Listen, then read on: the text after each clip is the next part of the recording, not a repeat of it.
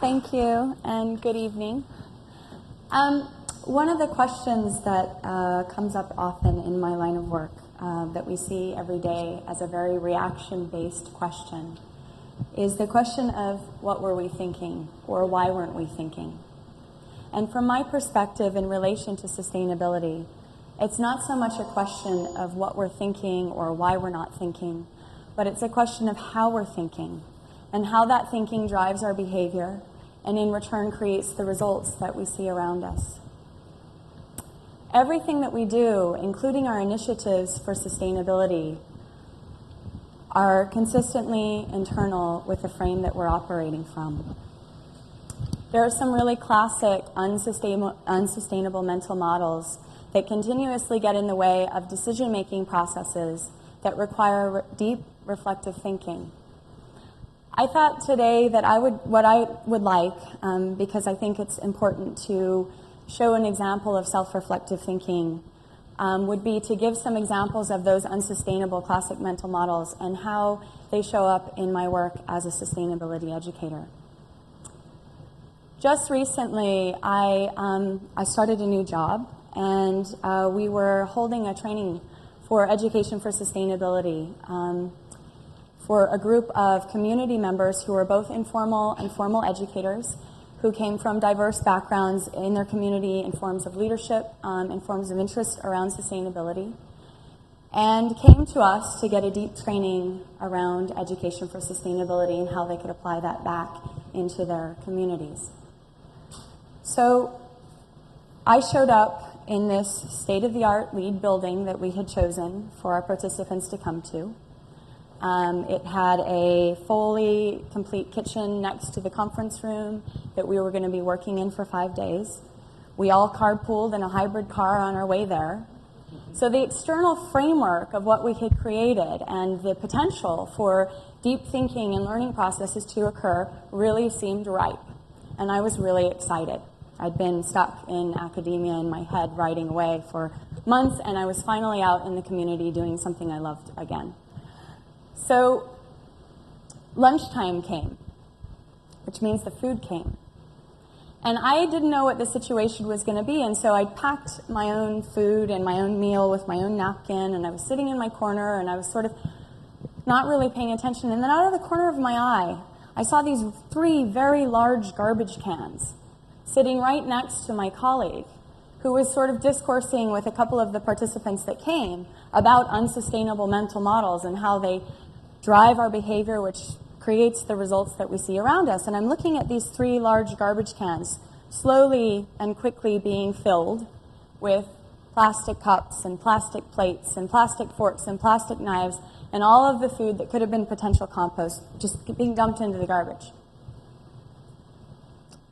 So there are 3 unsustainable mental models that I'm going to introduce and incorporate back into the story I'm telling you. The first one of which is the Titanic. We consider it the Titanic mental model. Basically, it's those people who know that something bad's happening. They go out and they hoard a bunch of stuff together, and they say, you know what, this ship's going down, but I'm getting a first-class ticket. The second unsustainable mental model is the one of the bummer. And this usually occurs for people who are really educated, especially in environmental science. They know just how bad off we all are. And somehow this information gets to a point where they sort of freeze and they say to themselves, you know what? This is just the way it is, and there's just not much we can do about it. Another classic unsustainable mental model is that of the theory of confidence, which is, well, I know something's wrong, but technology or somebody else I know is working on it, and they're going to get to it, and everything's going to be okay. And then the last one that I wanted to bring up is an unsustainable mental model that starts in our early adolescence and sort of reigns surreptitiously in our adult lives because we become less willing to accept or to admit that we succumb to pressure, the social trap.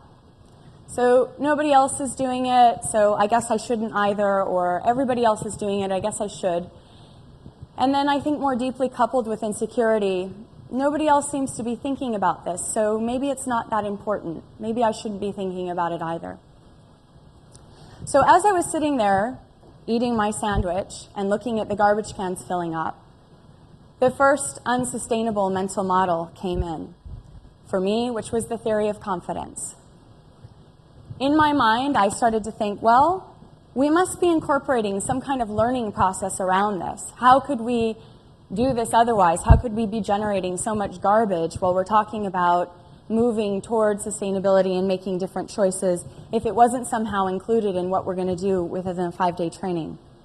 And it took me until the end of the day to realize that nobody else was going to do anything about this. There was nobody else to do anything. And then the second unsustainable mental model came in for me, which was the social trap. I just started this job. My colleagues maybe hadn't thought about it, or maybe they had. Should I be thinking about this? Is it really that important in relation to the good that we're doing? So it wasn't until the third day, and just like at the beginning of this whole narrative that I'm telling you now, where it usually takes a disaster for us to have a reaction-based feeling, I had that reaction-based feeling because we had gone through a federal holiday, and so the garbage was literally overflowing onto the floor because nobody had taken it away. And so my reaction-based response was, oh my God, what are we doing? What are we thinking? We have to do something about this. We can't be teaching and educating for sustainability with these overflowing garbage cans next to us. And that's the place that I tried to intervene with my colleagues around, that place, that reaction-based place. So when I came to them, I said, what are we thinking? What are we doing? We have to do something about this. And I got another unsustainable mental model response, which was, well, they don't allow us to use the kitchen. They're the people who own the Lead building said that we were allowed to use only one caterer. The caterer doesn't understand this process. There's nothing we can do about this. So I went home after that day, and I thought about the things that we were educating for. And it occurred to me that what I hadn't done with my colleagues was I hadn't given myself the opportunity to show them that I was self-reflecting on my own actions or my own inability to act during this time. And the unsustainable mental models that I had seen show up in my own behavior that was contributing to the results of the garbage cans overflowing. Regardless of the fact that we had an external framework that was set up for something different, coming from those unsustainable mental models ended up driving that behavior and then creating the results. So the next time, as my colleagues and I got in our car to carpool to the training the next day, I came from that place. I came from the place of identifying how I myself had fallen into these unsustainable mental models and how they drove my behavior. This opened up an opportunity for us all to look at it. And the reason why it does that is because it depersonalizes it for us. It's much, much more difficult for us to really be truly self-reflective if it's so personal to us that we're not willing to let go of it in order to grab onto something new. So in the act of depersonalizing it, in the act of discussing it in terms of unsustainable mental models, we were able to see those steps. And in doing that, we were able to decide as leaders of this event how we were going to move forward. So when we showed up, and part of the leadership was that we decided that we would do more of a Socratic method in showing up and actually forming a collective around identifying these mental models with this very simple example of a behavior that we were all contributing towards that wasn't going to give us the results that we were sitting there talking about. And in that process, we collectively recognized and acknowledged and looked at the feedback around us of what was going on and decided to step over the limitations we felt by the pressure that the building owners were putting on us. We found 2 people who were willing to take all of our compost and separate it out and take it away for us. We found other people who were willing to bring in plates and silverware. Then we organized that 1 or 2 of us would go in and wash them so that we weren't taking up the kitchen space.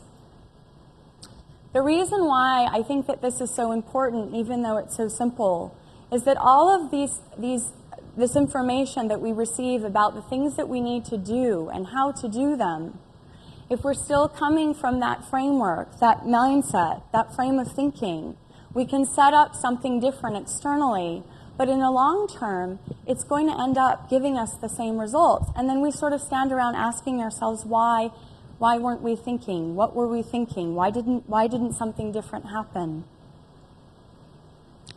I think that what's important as leaders, and especially in leaders in business, is to develop a process by which we allow ourselves to be self-reflective and to share that self-reflection so that it opens up a different dialogue.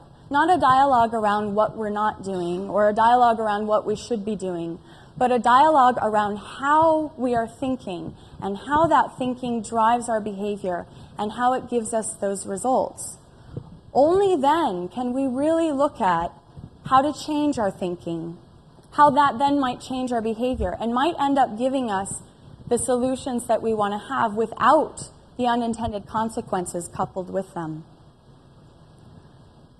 I think that, for me, a good sign or an indicator that we are truly educating for sustainability and we're educating ourselves for sustainability and not about sustainability is that we no longer hear ourselves saying, what was I thinking, or what was that person thinking? But we hear ourselves asking, how was I thinking? And how did my thinking contribute to this behavior that creates these results that I see? And what is the goal here? And if the goal is not the results that are being created, how do I change how I think in order to achieve something different? And how do I create a collective in order for other people to be inspired to do the same? Thank you very much.